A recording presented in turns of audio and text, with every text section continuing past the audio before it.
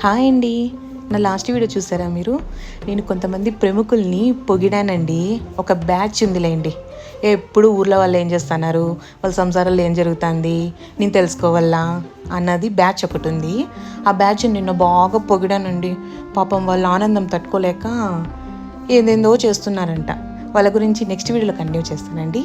ఇప్పుడు వచ్చేసి బెండకాయ ఫ్రై ఎలా చేయాలంటే కొంచెం వాష్ చేసుకునేసేయండి, లేదంటే తుడుచుకునేసేయండి.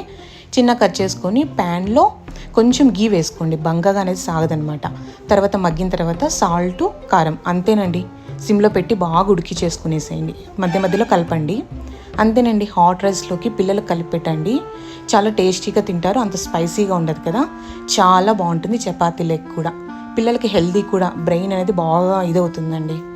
గుర్తుపెట్టుకోండి, ఎప్పుడు వెజిటేబుల్స్ ఎక్కువ పెట్టండి పిల్లలకి. ఓకే అండి, బాయ్ అండి.